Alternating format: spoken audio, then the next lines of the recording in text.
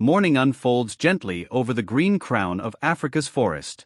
The air shimmers with warmth and movement as mist curls around the trunks of ancient trees.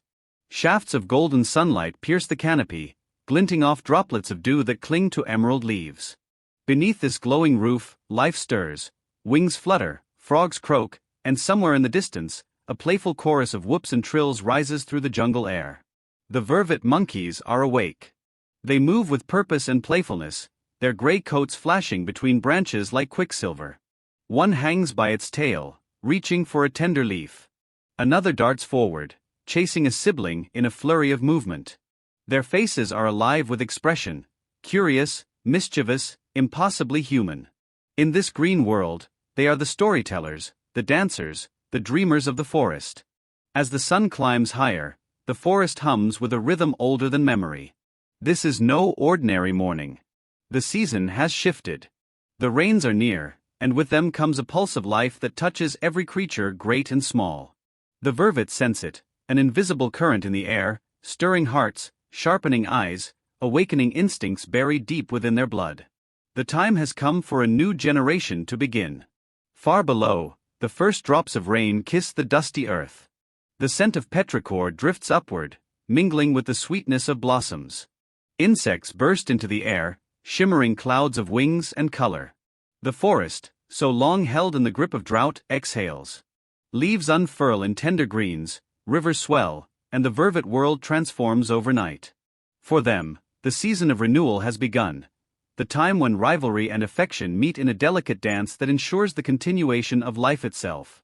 High in the branches, a mother grooms her daughter, picking through soft fur with tender care.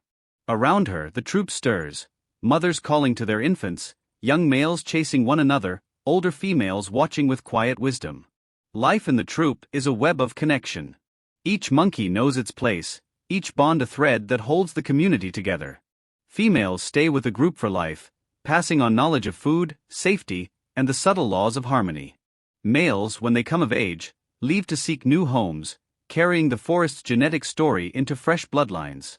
The hierarchy among them is invisible yet constant, written not in words but in gestures, a bowed head, a grooming touch, a sidelong glance that speaks of respect.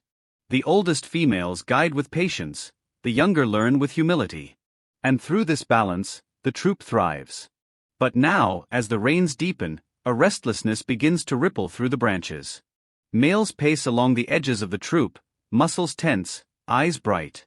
Something within them has changed. The transformation begins quietly. Their fur darkens, their bodies seem stronger, their calls louder. Hormones surge like the rivers below, shaping behavior and desire.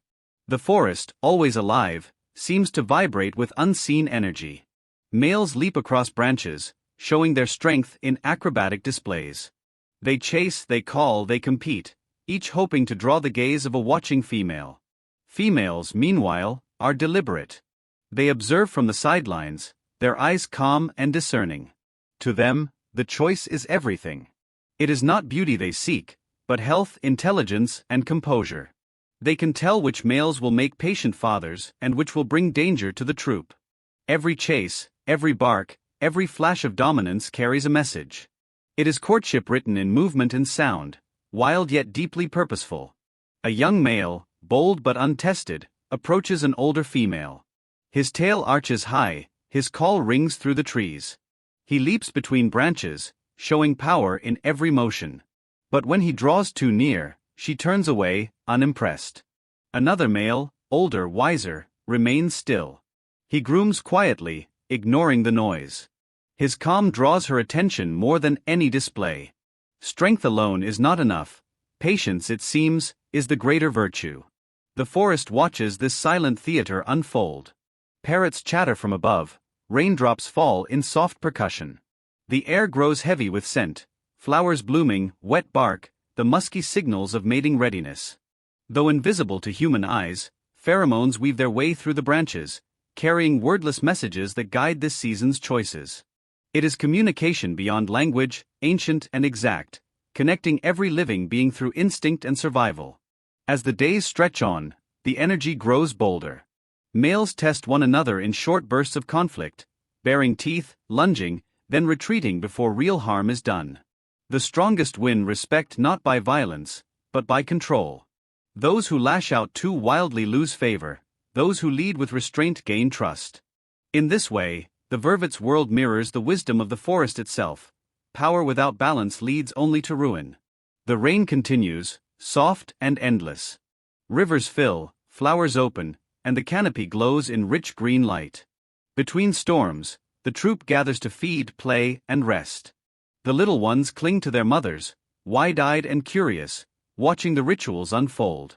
The adults move like shadows through the dripping leaves, their gray fur beaded with water. Somewhere above, thunder murmurs, a heartbeat in the sky. As night falls, the forest changes once more. The air cools, fireflies drift like fallen stars, and the vervets huddle close for warmth. The calls of the day fade into silence, replaced by the steady rhythm of rain on leaves. In that stillness, under the cover of darkness, nature's promise is renewed. New bonds are formed. Life continues its quiet work, unseen but unstoppable. When dawn returns, the forest glows again, washed clean by the storm.